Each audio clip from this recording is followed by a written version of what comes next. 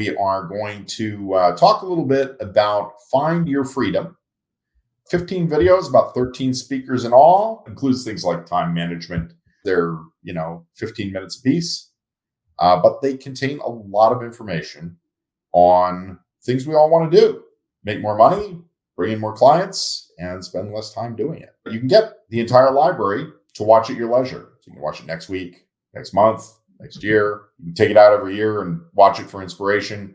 You can register for it by the library. There's a lot of content there, and we hope you'll enjoy it.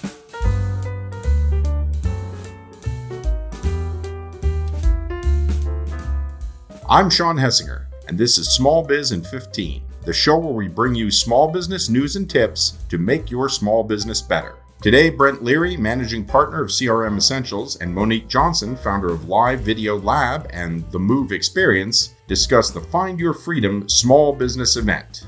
We're going to watch one of the videos. The video we were watching is part of that Find Your Freedom event, and we're going to watch a presentation by Brian Hawkins. He is the marketing manager at a company called, of all things, GhostBed, which sells beds, but they use sales funnels extensively. And we're going to watch it a little bit right now. If you were to define it in a very, very simple way for somebody who says, what exactly is it? What am I supposed to do? How would you describe a sales funnel? A sales funnel is, you're trying to get a home run, but you bat singles. You don't try to go for the sale right away. You only have to, what's the 300 average to be able to get to. So just focus on batting singles and providing value. And the nice thing when you're building the sales funnel is the emails will tell you if they're opting out, red flag, you didn't deliver value, so you're out, when they opt out. That means that you're too aggressive. And a lot of times people think that, I've got to put pressure. I've got to, and that relates to the whole thing. I don't want to be in the sales funnel. I don't want to be pounded with information. And so, part of that process there is to build a sequence of personalized experiences that add value. And so there's kind of a give two before you take one, so you're going to pitch two balls before you give a strike. So give them a meatball, give them something of value to be able to connect with, give some kind of case study, success, some kind of pain point. Let them, read some of your articles, some of your publications, something that shows a third party endorsement and provides value to them. That's kind of a shareable asset, a shareable story, before you kind of hit the hard ball here of trying to be able to close them. And so, yes, you got to ask for the sale, but in a funnel, it's people are trained so hard to be just pound the list, just pound. And, nobody wants that, and so the reality is all these case studies that say you've got to, really step up and put the pressure, there's a little bit of holdback on that. But how do you go about setting up a sales funnel? How do you make sure it's working and bringing the prospects you want?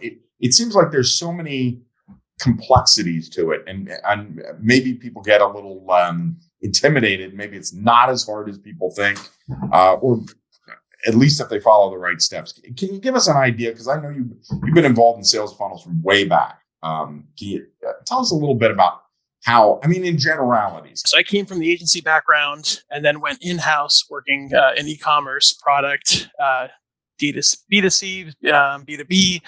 And I think the agency model is to sell the hocus pocus, create this funnel that is this imaginary, and it's a belief in this big retainer to be able to, that you can't do it yourself. And as small businesses, the reality is your customer best, it better than the agency, better than this UX that's going to try to tell you that they have all the bells and whistles to create this magical funnel because they know red is better than blue and this word is better than that, and all this stuff can be tested. And the reality, the cost and the structure of it has come down so much that small businesses have the advantage. It's just putting in the work to be able to know your customer and know the flow and know how to connect with them, through that journey.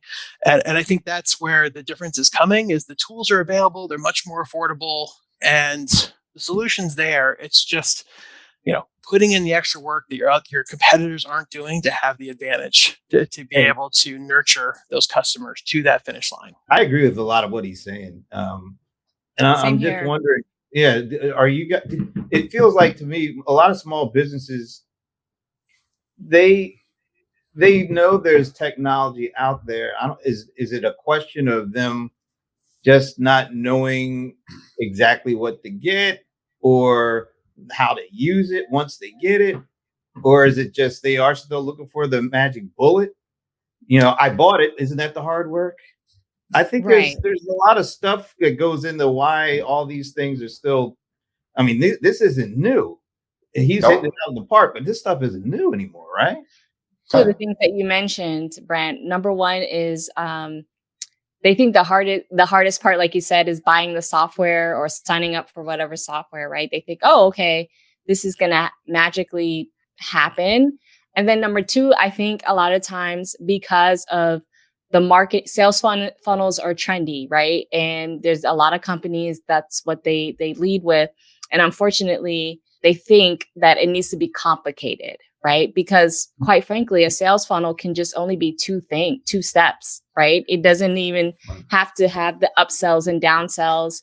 And I think what people kind of get caught up in is perfectionism instead of progress, right? Yeah. Start with something simple, and then you can start adding more steps or more things that you want to do. But a lot of times I feel like business owners in general, unfortunately, we get caught up in the complication of things, making things perfect, tracking all these things, want these different data. And a lot of times it needs to be started where instead of thinking, oh, woe is me with this blank sheet of paper, think of your end goal and then work backwards. People are looking for help, not to be relentlessly sold to.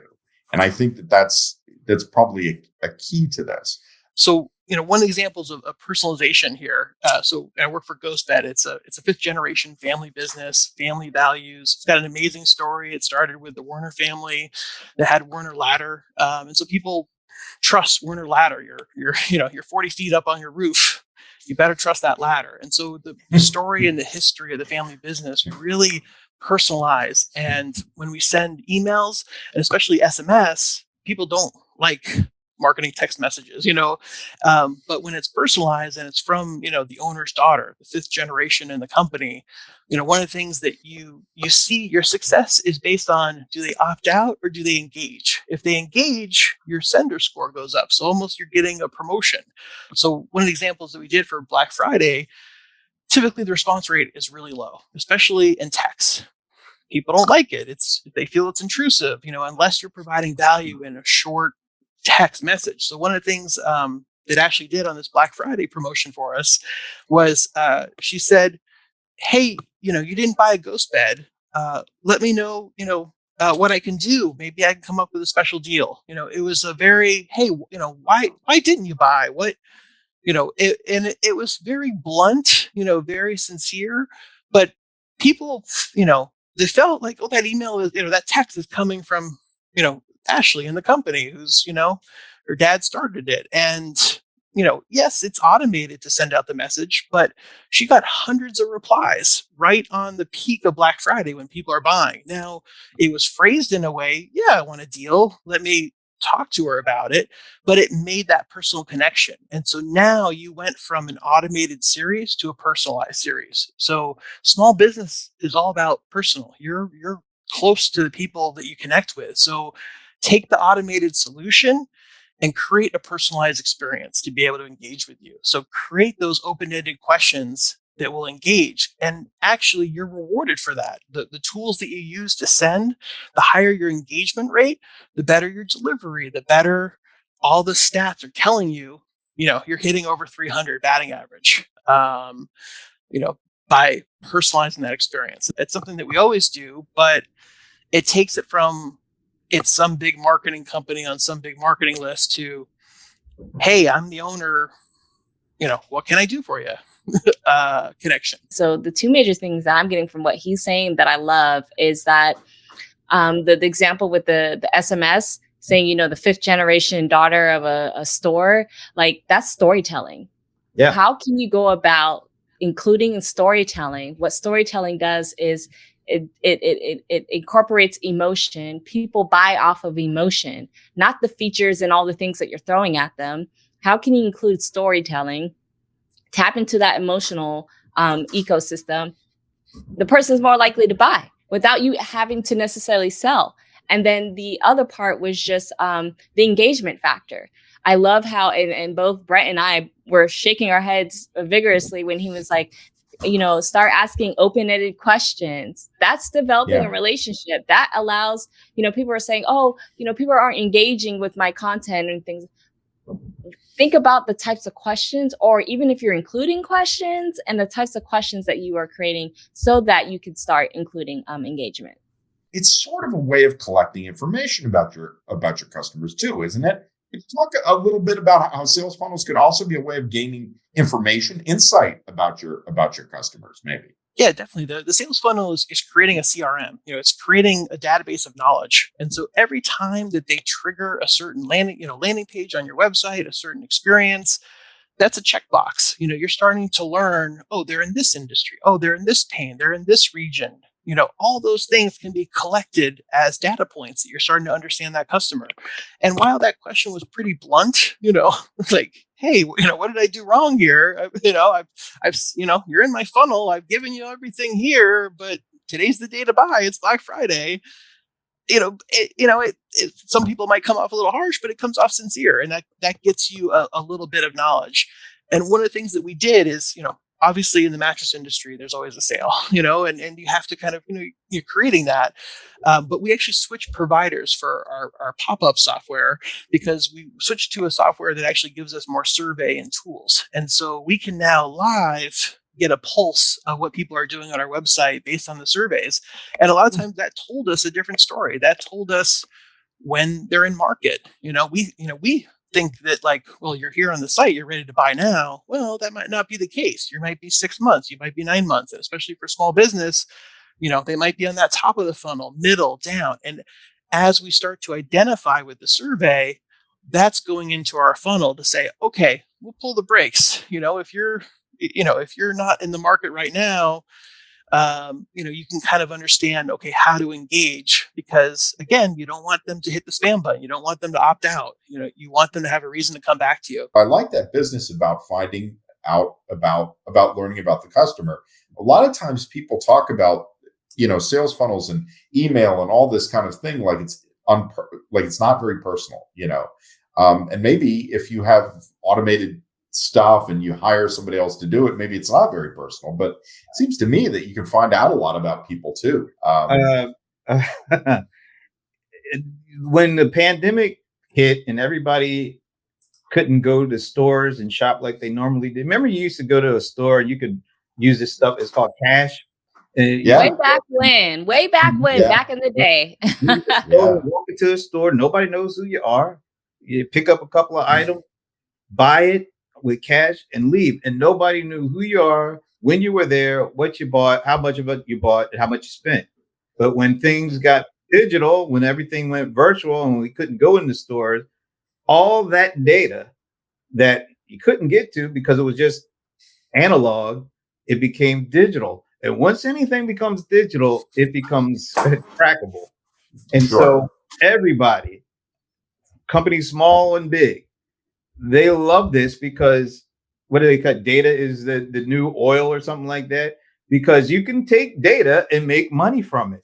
So that's why everybody is trying to collect as much data as they can off of every interaction, off of every click. Well, that's it for another episode of Small Biz in 15. Thanks again to Brent Leary and Monique Johnson. Please like and subscribe if you enjoyed the show, and please leave a comment and let us know what topics you'd like to see covered in future programs. For more small business news and tips, join us at smallbiztrends.com.